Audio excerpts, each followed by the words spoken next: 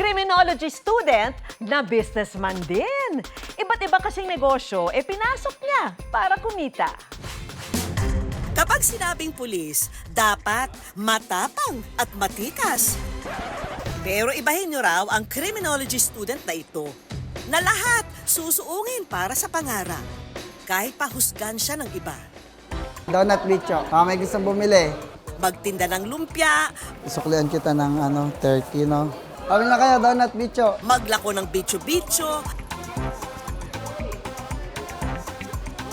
Maganda to guys, ayan dahon yung design niya and then single bed lang siya. mag-live selling ng nakawig. Lahat ng araw kaya niya. Pero ano nga ba ang kwento sa kanyang pagpupursige?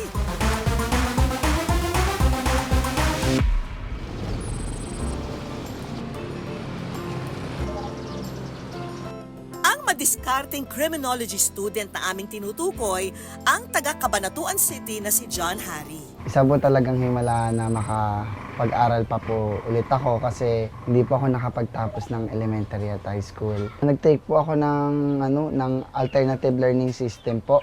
Lumaki si John Harry sa broken family. 7 taong gulang pa lang, namulat na siya kung paano magbanat ng buto. After few days nung naghiwalay sila ng nanay ko, namatay na rin po yung tatay ko. Actually, yung tatay ko po is napatay po siya dyan sa may Talavera. Ang kawalan ng hustisya ng pagkamatay ng ama ang nagtulak daw kay John Harry para kumuha ng kursong criminology sa kolehiyo. Parang na-take advantage kami kasi wala kaming alam sa batas. Binayaran na lang kami ng isang sakong bigas at saka 50,000 para sa buhay ng tatay ko. Sa darating na June 2025, ang ating raketerong criminology student sa wakas mamarcha na rin. At nitong nakaraan ng araw, si John Harry nakisali na rin sa mga estudyanteng naki-hashtag thesis defended. Okay, pamain tayo dito guys. Dahil din sa kanyang sipag at determinasyon, hindi lang daw niya natustusan ang pag-aaral. Nakapagpundar na rin daw siya, gaya ng kanyang brand new electric bike at sariling printer. Nakabili rin siya ng isang mini truck na gagamitin din daw niya sa kanyang negosyo. At sa kasalukuyan na nga, ang kanyang piso Wi-Fi business nasa 12 na ang mga machine. Bunga rin ng kanyang pagsisikap, si John Harry nakapagpag-graduate na ng kapatid sa senior high.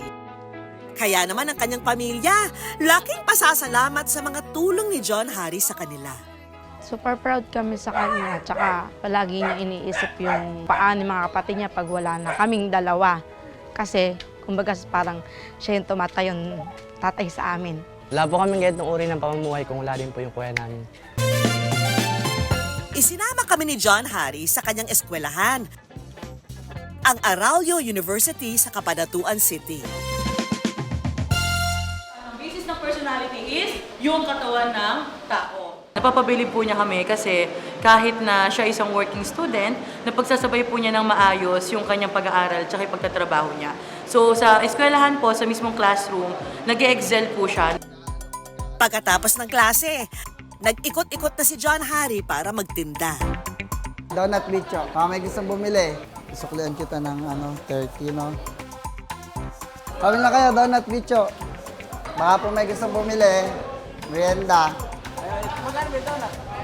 2.25. Matapos magtinda, pagtulong pa rin ang nasa isip ni John Harry. Tapos lang ng exam ko, ayan baka may gustong bumili. Hindi ko kasi napaubos ngayong araw yung tinda ko. Yan, through GCash po yung payment.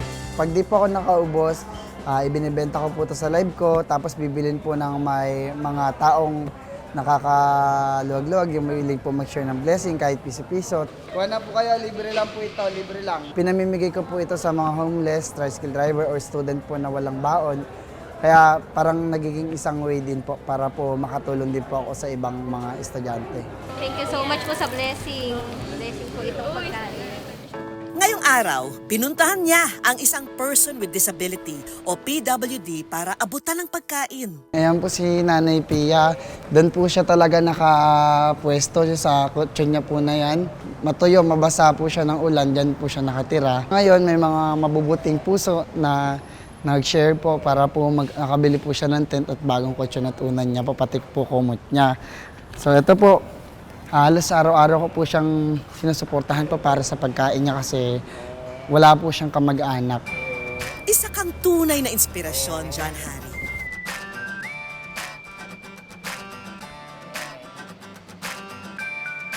Madiskarte na? Ayan, pamain na lang ako dito ng dahon. Donut bicho, may gustong bumili. Matulungin pa. Kuha na po kayo, libre lang po ito, libre lang. Sana'y makamit mo lahat ng pangarap mo.